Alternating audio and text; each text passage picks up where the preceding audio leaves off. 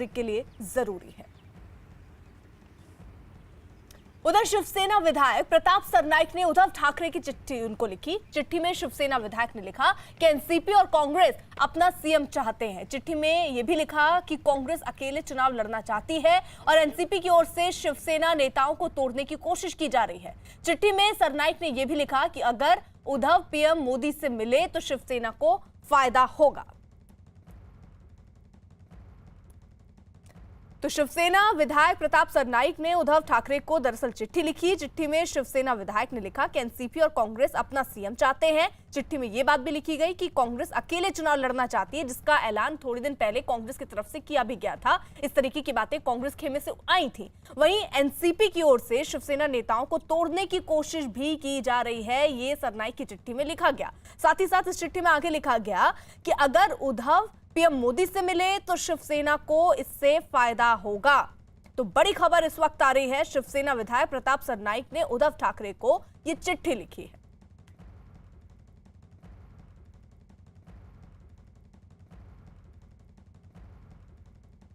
प्रताप सरनाईक की चिट्ठी के मुद्दे पर शिवसेना नेता प्रताप सरनाईक ने क्या कहा, जरा सुनिए।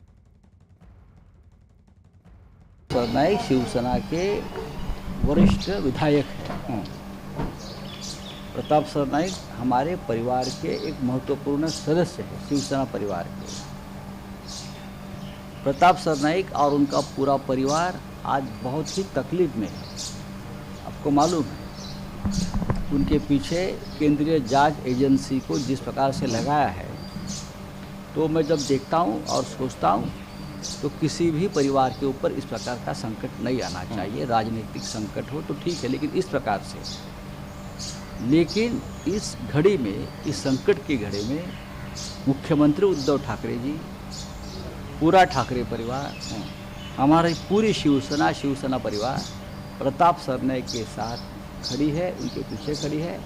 और जो भी हम उनको मदद कर सकते हैं हम कर रहे हैं। तो संजय राउत को आपने सुना किस तरीके से उन्होंने अपने बयान को प्रताप सरनाईक की चिट्ठी के बाद लिखा है। आशीष इस वक्त हमारे साथ जुड़ चुके हैं। आशीष, से किस तरीके की उठक पटक इस वक्त महाराष्ट्र की सियासत में देखी जा रही?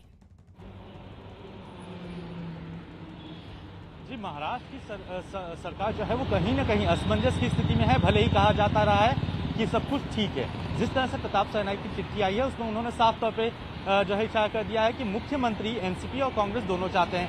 एक तरफ जो है कांग्रेस ये कह रही है कि वो अकेले चुनाव लड़ेगी, तो वही दूसरी तरफ प्रताप सरनाईक की चिट्ठी में इस बात का जिक्र किया गया है कि एनसीपी लगातार शिवसेना के जो नेता हैं उन्हें तोड़ने की कोशिश कर रहे हैं और ऐसा लगता है मानो कि वो केंद्र सरकार से पहले ही मिले हुए हैं। ऐसे में बेहतर होगा कि सेना के लोग, जो सेना के नेता हैं, वो जो है उनके लिए सहूलियत तब हो पाएगी जब उद्धव ठाकरे इस चीज को लेकर मुख्यमंत्री के तौर पर प्रधानमंत्री से मिले और अपने रिश्तों को वापस बेहतर करते हुए वापस उसी सरकार का गठन करें जिसके तहत जो है पहले सरकार चलती रही है। लिहाजा ये चिट्ठी कई मायनों में अंदर की जो गतिविधियां चल रही हैं उसको लेकर सवालिया निशान खड़ा करती है कि जिसमें कहा जा रहा है कि महाविकास आघाड़ी में सब कुछ नॉर्मल चल रहा है। लेकिन दूसरी तरफ अहम बात यह है कि प्रताप सरनाईक खुद 175 करोड़ रुपयों के जो स्कैम के मामले में ईडी में प्रवर्तन निदेशालय की इन्वेस्टिगेशन जारी है उसमें फंसे हुए हैं। उनके बेटे विहांग का भी भूमिका उभर कर सामने आई है। ऐसे में ये कहा जा रहा है कि कहीं न कहीं उनके ऊपर दबाव बनाया जा रहा है, उसी की वजह से ये चिट्ठी आई है। लगातार जो प्रेशर है उसी की वजह से वो कहीं न कहीं निजात चाहते हैं और ऐसे में वो ये चिट्ठी लिख रहे हैं ताकि मुख्यमंत्री को ये बात पता चल सके, एक बार फिर से युति बन सके और उनकी तकलीफें कम हो सके। तो पॉलिटिकल सिनेरियो जो है वो जांच एजेंसियों की इन्वेस्टिगेशन। ठीक है आशीष, रहिए जरा आप साथ। अब आपको महाराष्ट्र सरकार में मंत्री असलम शेख का इस मामले पर क्या कहना है वो सुनवाते हैं। शेख जी हैं कैबिनेट मिनिस्टर। सर, आपसे जानना चाहूंगा, प्रताप सरनाईक ने मुख्यमंत्री को एक लेटर लिखा, साफ तौर पे कहा कि जिस तरह से इस वक्त कांग्रेस एकला चलो रे के लाइन पे चल रही है, जिस तरह से एनसीपी है इन्वॉल्व और एक तरह से सेंट्रल एजेंसीज पीछे पड़ी हैं, ऐसे में भविष्य में शिवसेना को कहीं न कहीं वापस से उसी युति पे लौटना चाहिए ताकि लोग एक जो है आपात स्थिति से बाहर निकल सके। क्या कहेंगे? फिलहाल आपात स्थिति प्रेस के लिए कोरोना है या महाराष्ट्र विकास आघाड़ी है?